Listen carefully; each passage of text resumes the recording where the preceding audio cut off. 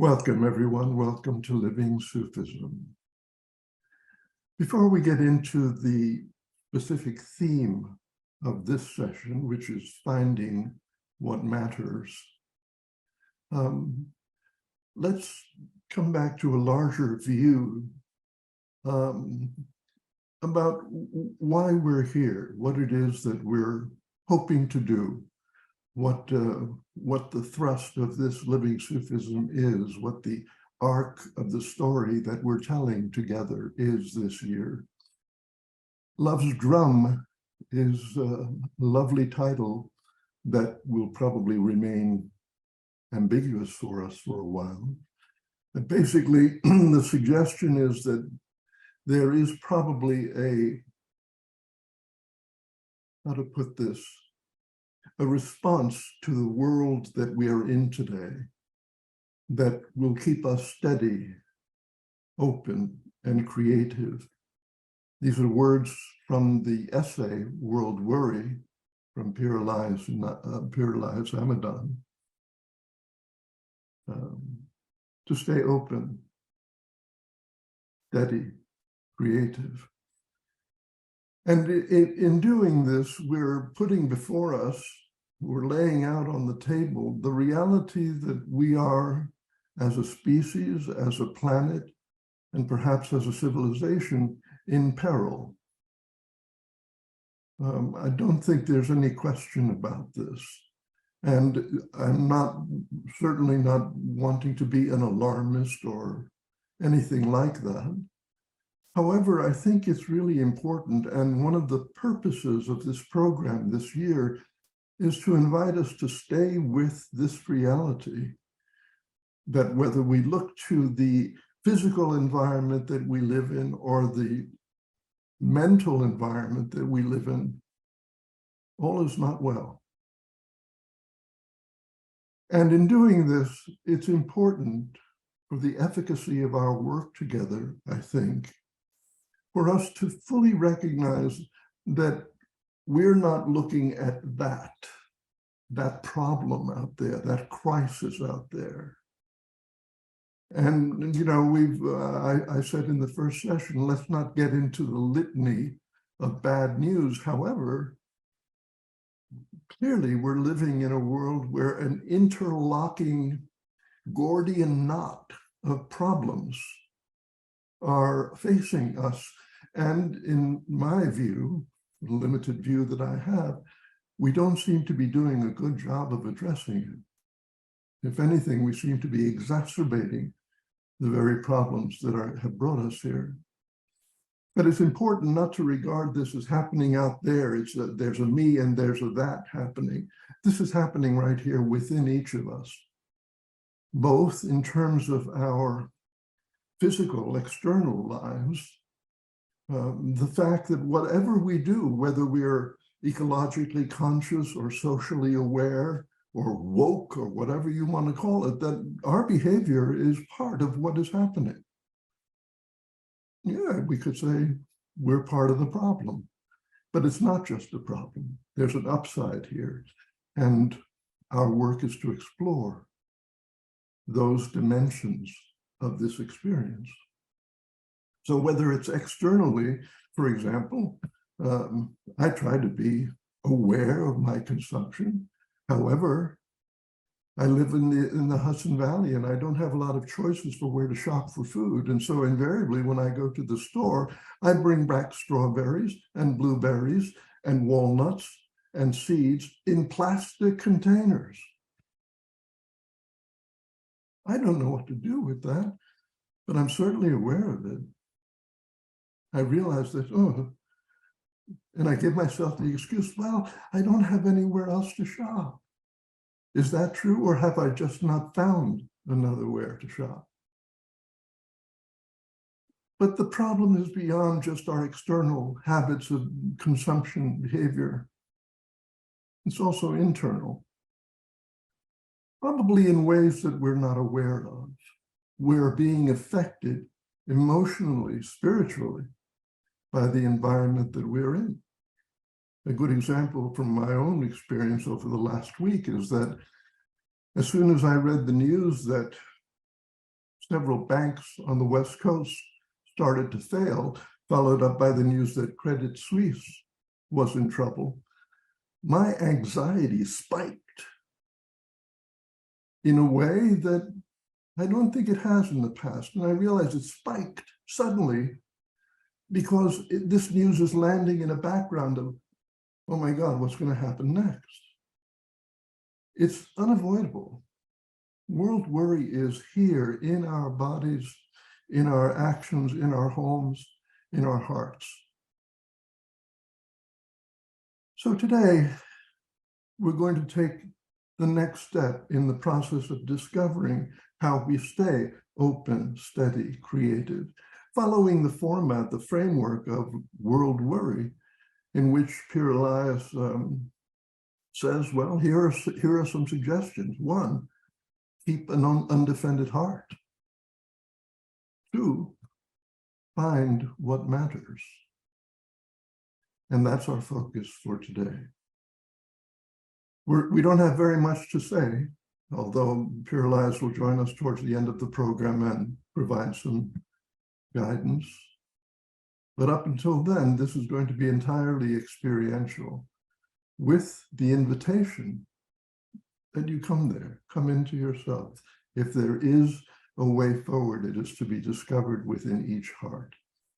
So we'll begin with some poetry. I'll share an image, put an image on the screen, and you'll be hearing Isha reading some poems. And our invitation is to allow yourself to go into a kind of a contemplative, open, I would almost say trance-like state in which the intellect is not the primary function. So give me a moment, I'll share the screen and we will begin.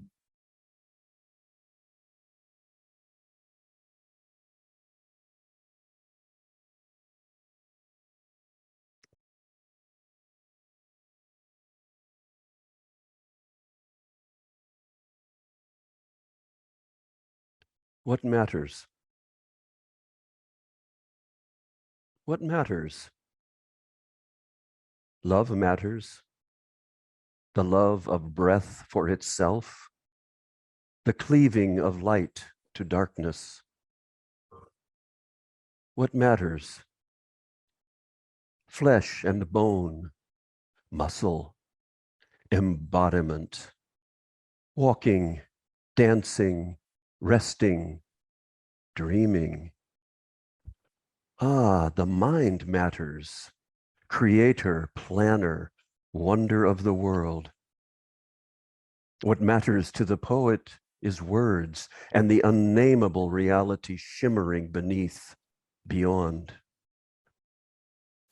I have fallen in love with a rose, said the little prince. She matters. What is the matter? A different question.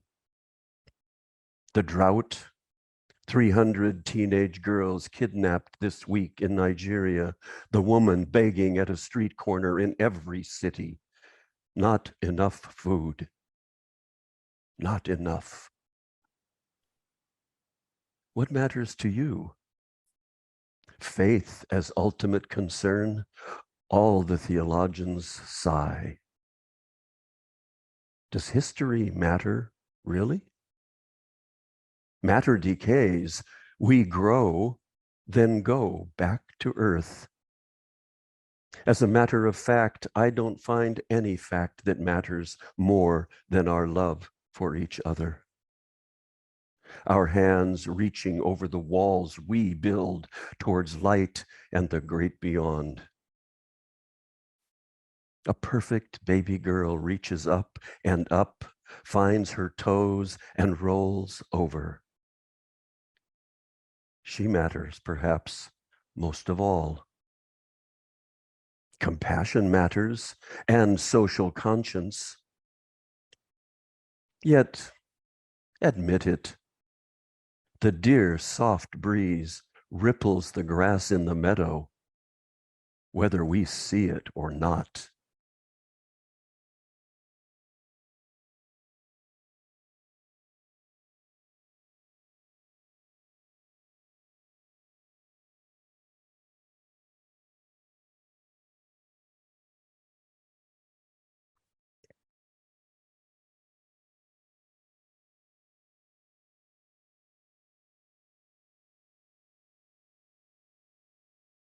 Now is the time.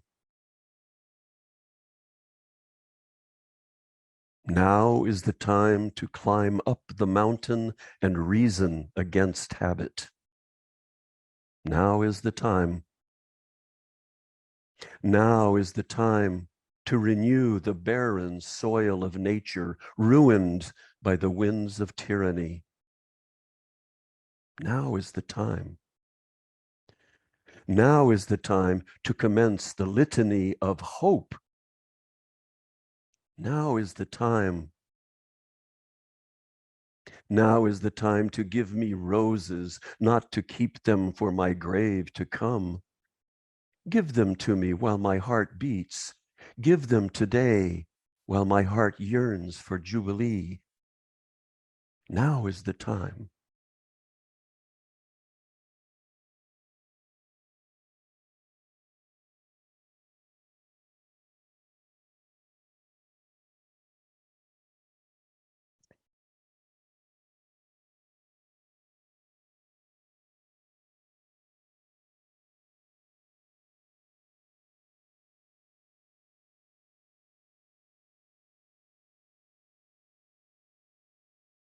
The same prayer. In the great hall of your home, our little planet sails, a silent atom in your endlessness. We have no idea where we are. We pray to you, but nothing answers. Nobody knows we are here. Your knowing and living are not arranged like ours. Your knowing and living are not arranged like ours. You're not something already made. Beloved, you're right here, breathing my body, but you let me play on my own. You don't know what will happen next. This is how your love works. It's risky, but you don't care. We say the same prayer.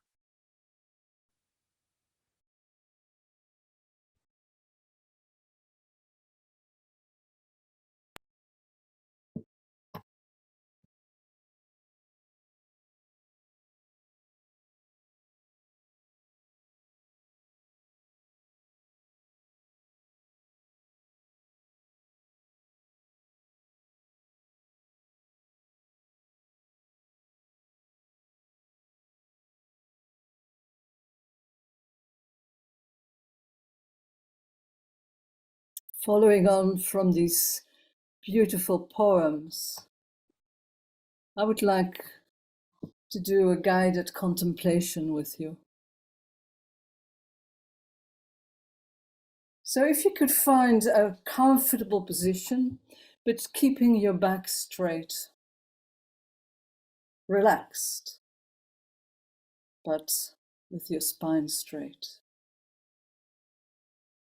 And close your eyes and bring your focus on your breathing.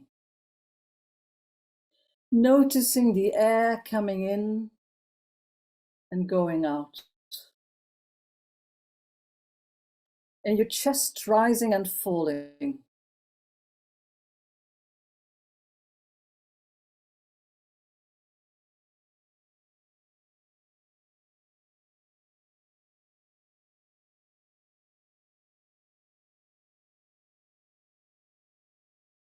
Rest your attention on your breath and let your mind quieten and slow down. If your mind becomes distracted, just simply bring it back. Bring it back to noticing the air coming in and going out.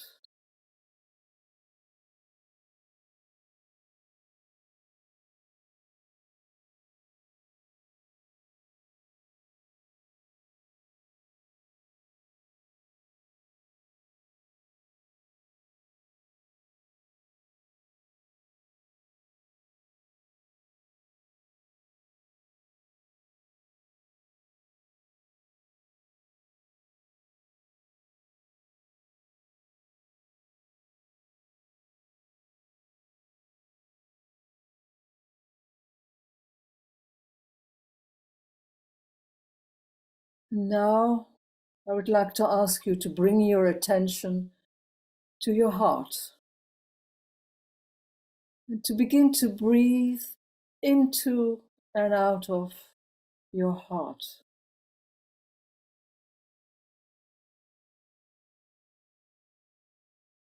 Your open heart, your deep heart will be your guide in the exploration that we will have together.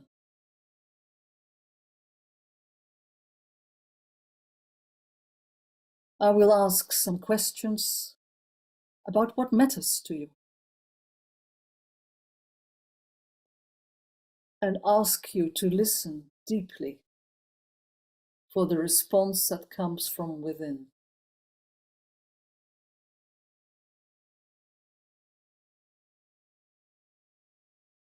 So this is not about finding answers with your logical mind, but about allowing your heart to communicate in its own language. Its language of imagery and feelings and words of meaning. And I invite you to listen with sensitivity and respect, no matter what comes up for you. Please accept whatever presents itself.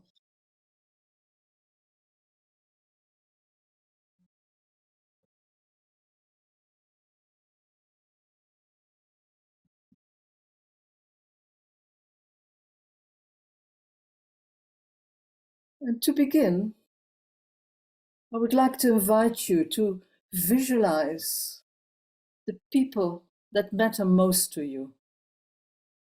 Those people with whom you share feelings of intimacy.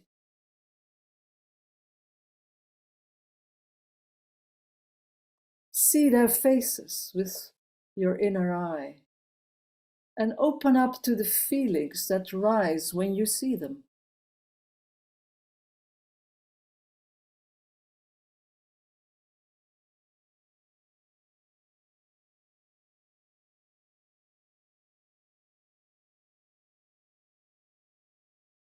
And now ask yourself, what matters here for me?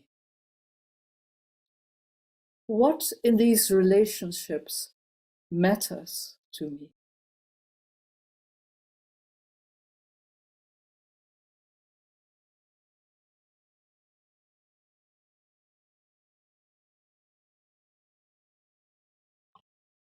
Is there an image or a word that portrays or describes what matters to you in these relationships?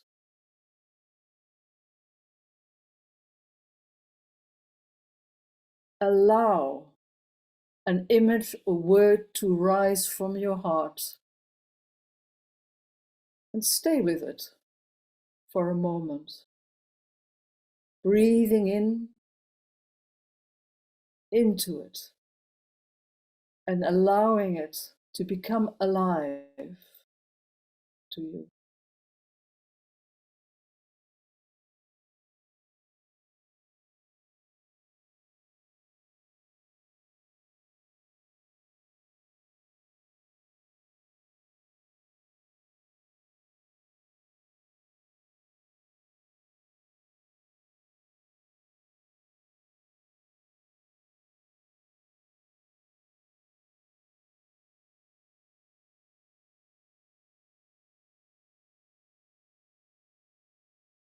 And then ask yourself, what would my life lose if I no longer had this?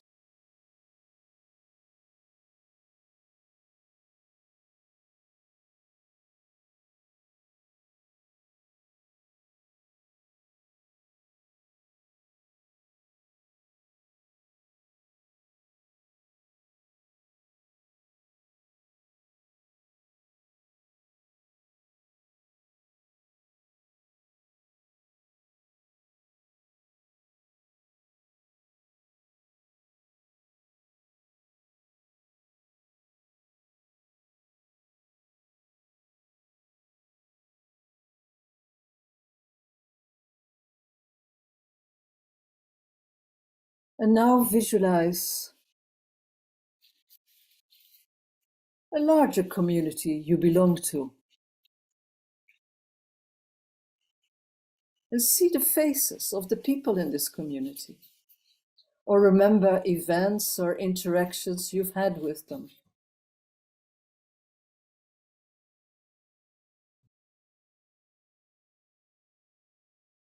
And ask yourself, what matters here for me?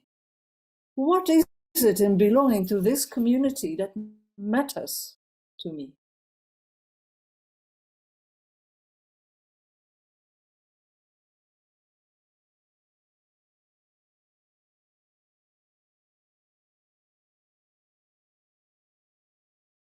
Let an image or a word rise to portray what matters to you in being part of this community.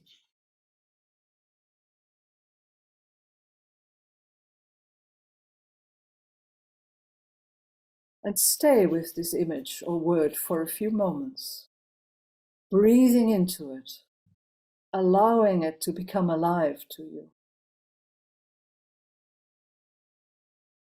It may change, or there may be more than one image. But just accept that. Let it be as it is.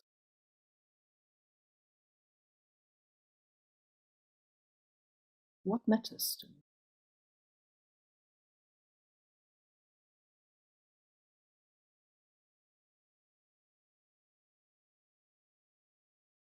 What is it in belonging to this community that matters to me?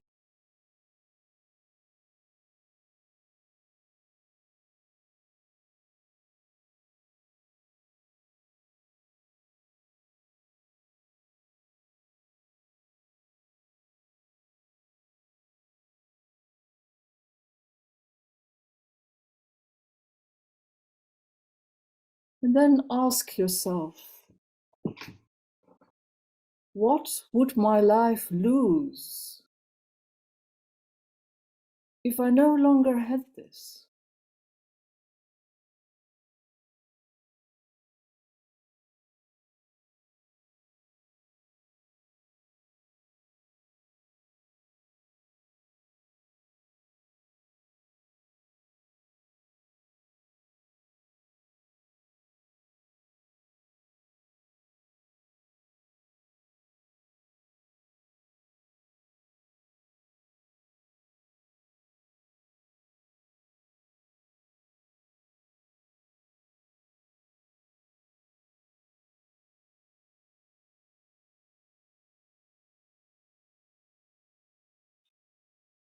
And now, if you could visualize in your own way the community of all humanity,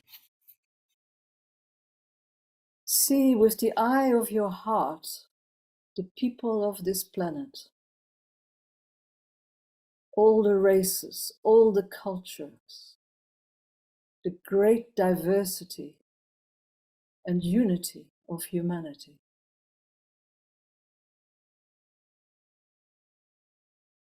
See a tribal woman in the rainforest,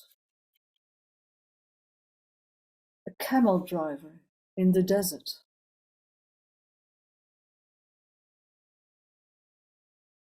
a city dweller in a big town, a farmer planting his land, a mother cradling her infant,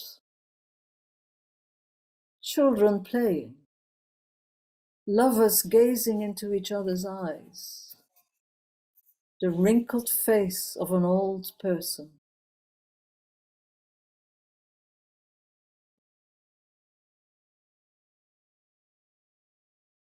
Ask yourself, what matters here for me?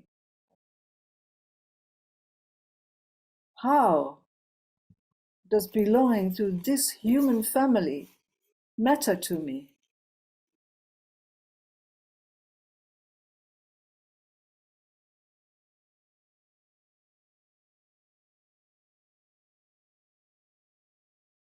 And breathe into your heart And let an image or word rise that conveys what matters to you in belonging to this community of human beings.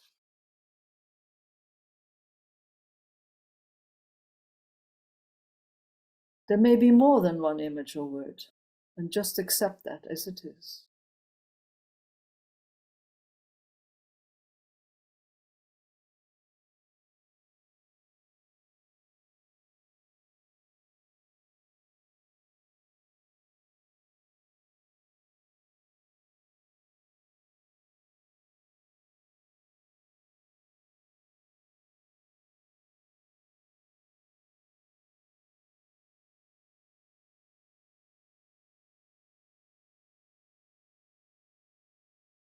And now ask yourself,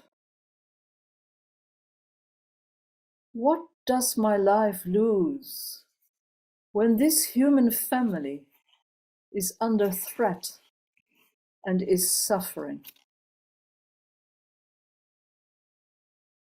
What does my life lose when this human family is under threat and is suffering?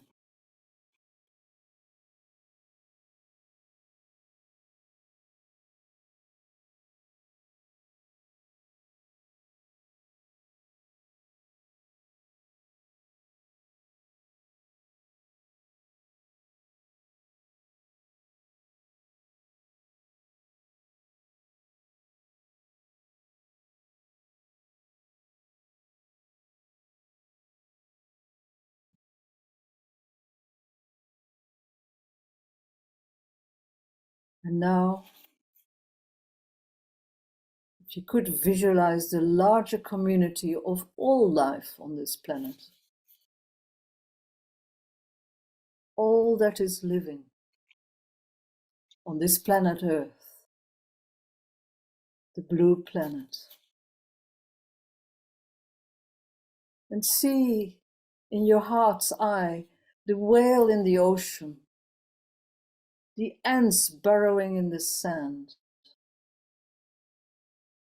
the giraffe eating the leaves of a tall tree,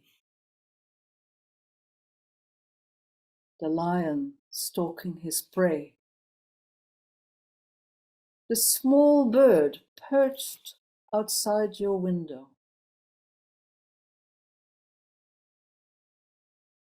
and the trees and the plants and the microbes and all the small organisms in the sea. This whole planet is alive with living organisms, large and small. We humans are just a part of this living organism. We breathe and move within a network of life.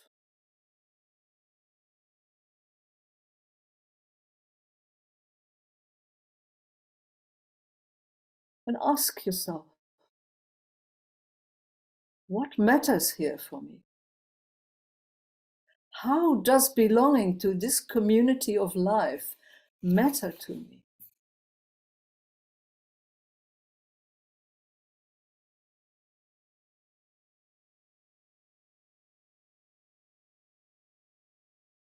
Breathe into your heart and let an image or word rise that conveys what you feel about what matters to you in belonging to this community of life on this planet.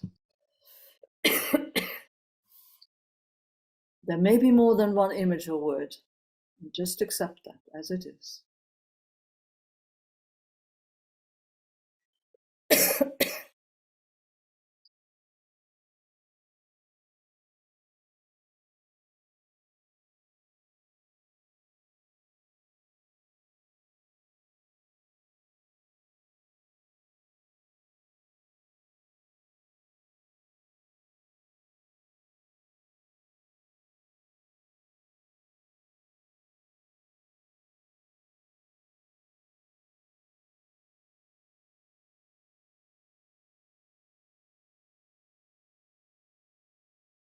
And now ask yourself,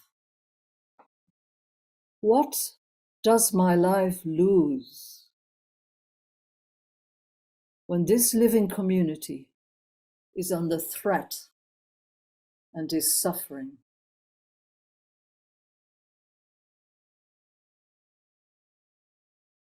What does my life lose when this living community is under threat and is suffering?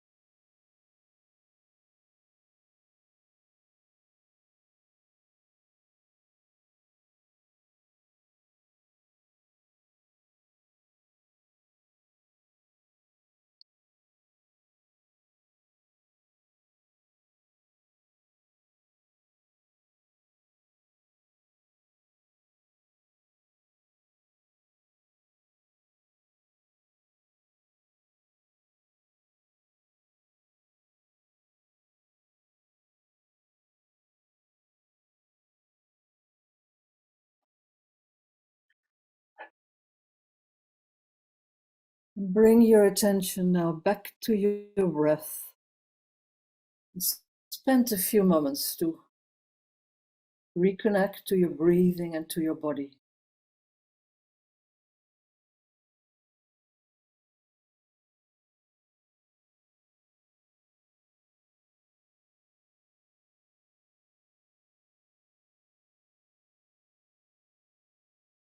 Prepare yourself to come out of this contemplation and to soon afterwards join one of your breakout group.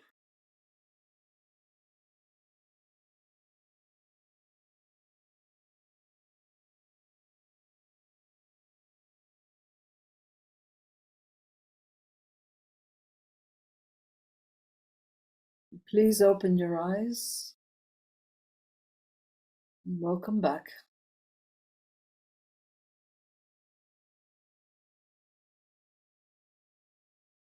You will now go to your breakout group, where you can share there with each other what you have experienced during this contemplation, the images you saw, the feelings you've had, anything that came up for you.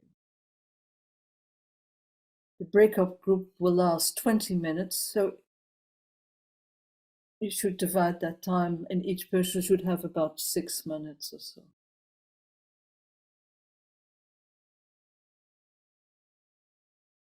We hope you enjoyed the intimate space of sharing, connecting, stillness, and perhaps finding or being found in these small groups you have been in before.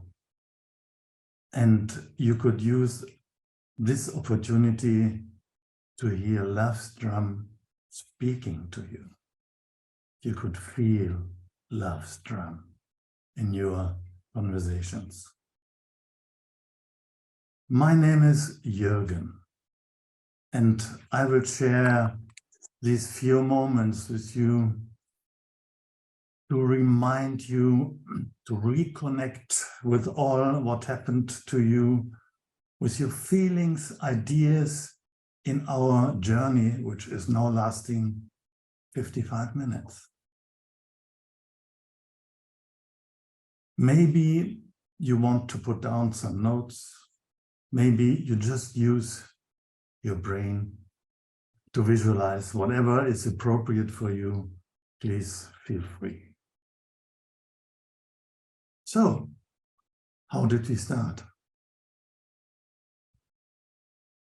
Puran got us started setting the focus on today's subject. Find what matters. Which in reality might be a process happening in every moment of life. Means will never end.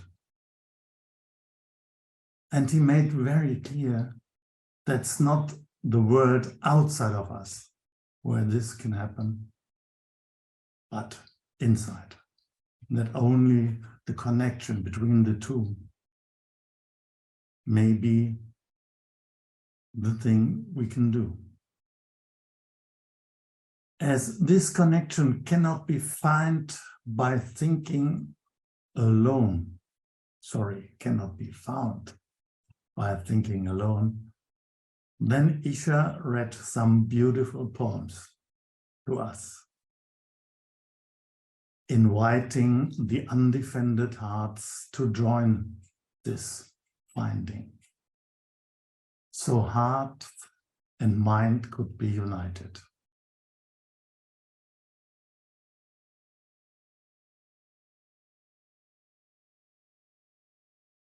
Then, in the next step, this was followed by a contemplation led by Kundaka. Another way and chance for a deep dive into what matters for you and the various levels of existence, the various levels of what is.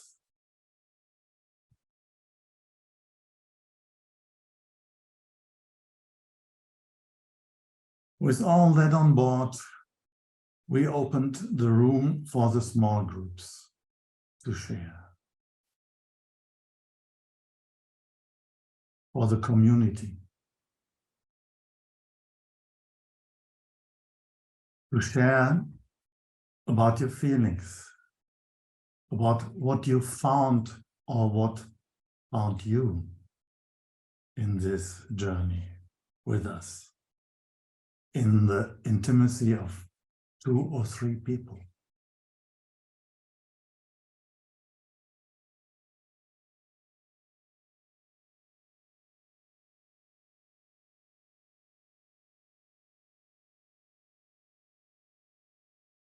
Whatever happened in these 20 minutes, it was the only thing which could happen. It was just for you. And now, back in this moment, back here in the large group, you may be full or you may be empty. Both is right. Appropriate for your individual path to what matters.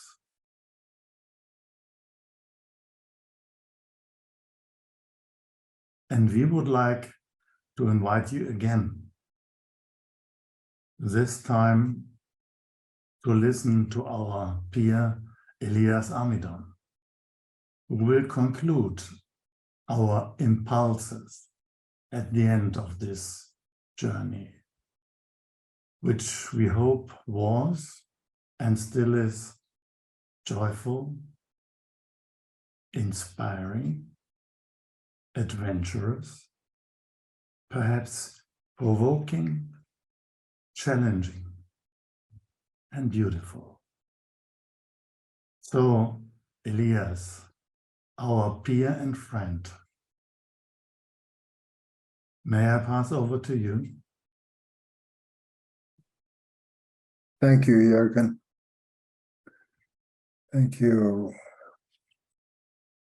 That works.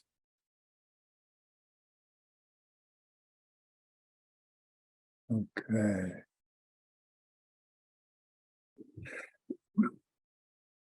Well, as Jürgen just did, and Puran also instructed me a few days ago, said, well, just bring a conclusion to our session. But I don't think it's, I can make any conclusions at all. I can't tie a bow upon this profound journey of ours. But let me just wander a bit, as is my wont, especially on this. Well, this phrase, finding what matters. Ibn Arabi, the great 13th century Sufi metaphysician, is often associated with the phrase wadat al-wajud, which means the oneness of being, wadat al-wajud. And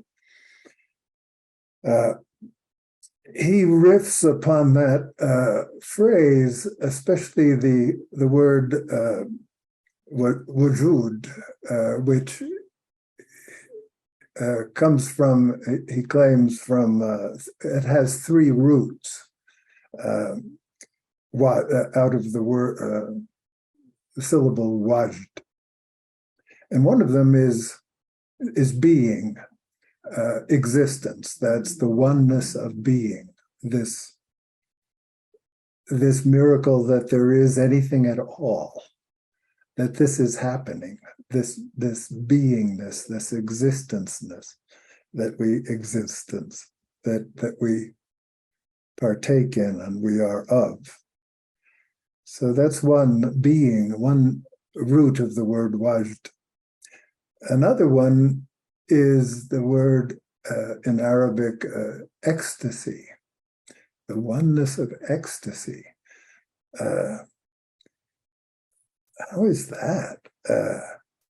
That this beingness, this existence is ecstatic, it's like the Big Bang. We can't imagine, this, what's also called the great flaring forth, is that we are not just immersed in, but we are, it's happening right now, right for all of us, right? We are part of this great flaring forth, God's ecstasy, this miracle, this mystery of being here. So you have these two roots for wajd, being, ecstasy. And the third, interestingly enough, for our purpose, is finding as a root for this oneness of being or ecstasy. It reminds me of this, the famous phrase in one of the hadiths, I was a hidden treasure and I love to be known, says God, says the one. And this loving to be known is the finding, is the exploration, the discovery, the continual, what can we call it? It's this becomingness, this absolute uniqueness to every moment that we share and that we're in. It's no moment ever repeats. And this is the whole universal exaltation, ecstasy of finding, this, there's a Jürgen, there's a Paran, there's a Kundaka. Oh, what's that like? So our very nature, our curiosity itself, our awareness itself is this continuous finding, uncovering, experiencing, and it never ends. It never comes to a conclusion. It's never a thing found once and for all. So when we say something like, I don't know, I found my true love. Well, we know by now, most of us, that we don't land when we find our true love. It's not that we land in a permanent place of love or with a certain person who is our true love, and it's done once and for all. It's always a matter of finding love, not not the found. Finding again and again, discovering, creating, making love. So perhaps these gerunds are the most accurate words we have in our language, these ing words. And as you know, these were this phrase we've been contemplating, finding what matters, is one of the three ways that I suggested in that essay, World Worry, for responding to the challenges of our time. And there I think I would have done better if I had used gerunds for all three of them instead of keep an undefended heart. It should be keeping an undefended heart. It's finding what matters, doing the beautiful. Because these are ways, they're not singular acts, any one of them. They're never finished. So our finding what matters is this ever unfolding discovery, and this pregnant phrase, what matters? It's a question, isn't it? What matters? It immediately implies value. What's valuable? What matters here? It's a value question. What matters now? What matters in this situation? What is it we care about? What to protect? What do we want to nurture? There's an old story about Albert Schweitzer. He was floating down in a boat down on an African river, and he was contemplating a variety of, well, just this question: what really matters? What is the root value that we humans must be faithful to in order to live in harmony with each other and with all the other beings of this world? Excuse me. What could we say would lead us to live a happy and fulfilled life? Anyway, the story goes that he was watching a mother hippo and her baby in the river, and for some reason he had an epiphany, and which he summed up with three words: reverence for life. And of course, life matters. and though I think we can all agree that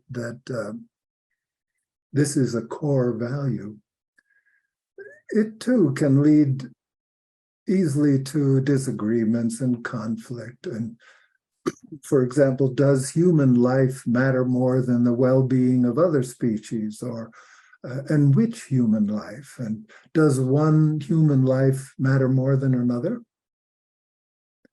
And are we talking about biological survival? Is that the life that matters? Or is this the preciousness of life? Does it include happiness and fulfillment and love, and community and justice? And for whom? So all this gets marvelously complex. And it's at the heart, this exploration is at the heart of the great religions and philosophies and their search for how to define ethics and the good. But what I find most beautiful about Schweitzer's little axiom is the word reverence. Reverence for life. It's that capacity in us to revere, to honor, to feel the sacredness of life. It's the very capacity that we have for reverence that matters. It's not that this axiom answers all of our questions or solves all the dilemmas we face. It's that our capacity for reverence gives us the sensitivity, the empathy, the wonder, the awe, devotion, humility, with which we can find our way forward. So reverence is of course at the heart of the spiritual life in all the forms and varieties of spiritual beliefs and rituals among the cultures of the earth. It's what the philosopher David Suzuki suggests is one of evolution's most incredible and extravagant inventions for life to survive, our capacity for reverence, the spiritual nature of ours. It's what matters. Our reverence for life, our reverence itself matters. And I believe that all of us can cultivate this capacity. This is what we're doing here. It's this capacity, this quality of wonder and awe and sensitivity. It's what generates the beauty and justice of our finding, isn't it? Right at the heart of this thing we're calling finding is there's this invisible and wonderful reverence. How did nature, how did the universe come up with that? But it's right at our hearts. And this capacity that's at the heart of our finding what matters, it's not a conclusion by any means. It's a way. And well, I think that this capacity in us for reverence may also be at the heart of our next exploration together next month, when we consider Isan, the doing the beautiful. It's the third of the suggestions and how we might respond to our world worry as we and future generations find ways to respond to the crumbling of our old forms of human civilization and help to build a more just and sustainable world. What I'm trying to say is that at the heart of this, all of our keeping an undefended heart and finding what matters and doing the beautiful is this very capacity we have for reverence. It's an ephemeral sensitivity, and it will aid us as we find ways to do the beautiful in our individual lives and with all our relations. I think that's all I need to say or have to say about that. Thank you, Jürgen, and all of you. Wonderful to be here together again. Paran, you want to catch the ball? Thank you, Elias. Thank you very much, Elias, for those words. Indeed, how interesting to reflect on Vedanta Bajud's being, ecstasy, and finding. You know, my understanding of Ibn Arabi's teachings on this suggests that finding is a two-way experience. We both find and are found. And that may be something just to keep in mind, since we could think that we're now being tasked with finding what matters as an action, as a way of exerting or expressing ourselves. Yes, of course, that's true. But also, no, there's something more subtle in this process.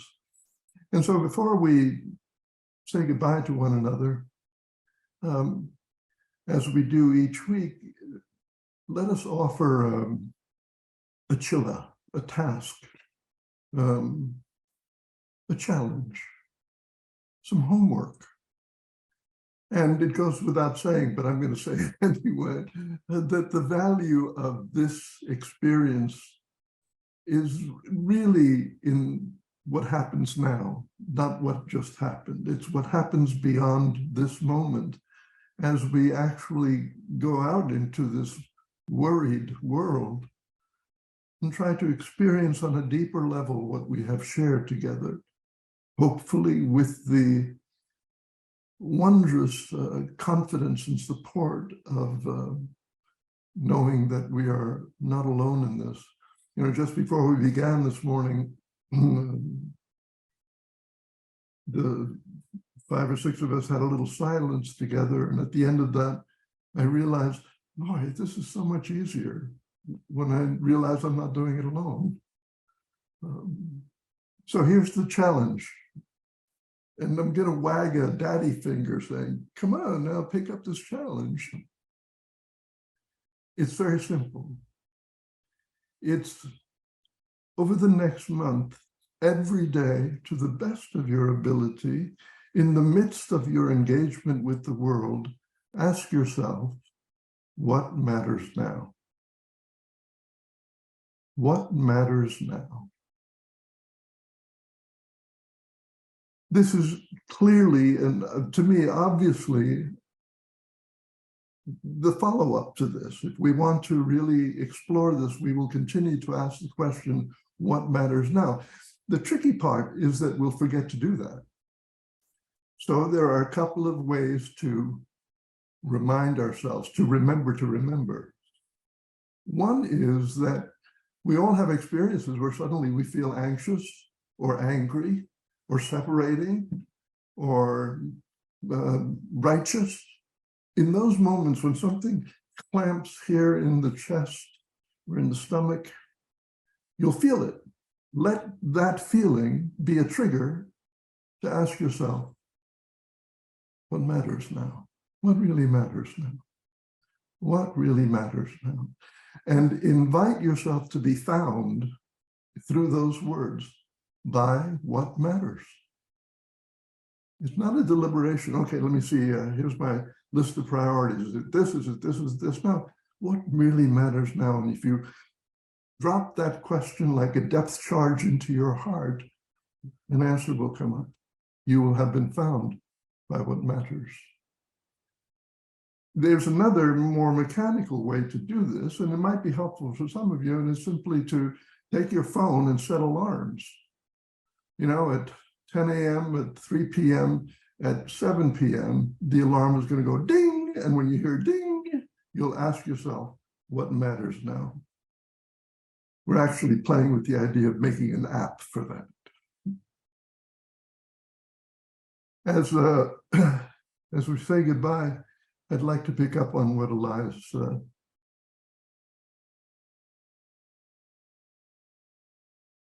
We're at the vernal equinox.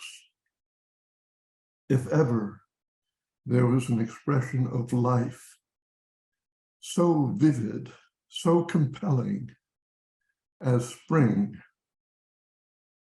I don't know what else it could be. Spring is the most magnificent, overwhelming. You have no choice. The trees don't say, let's see, will I bloom this year? No, it just happens. This is life taking hold of planet Earth and of us and saying, grow, grow. Do we have reverence for that life? can we take a few minutes tomorrow on the equinox or the next few days and express our reverence for that life that we take so much for granted. Oh, we notice the crocuses and the robins are back, but can we make a prayer of that noticing? I hope we can.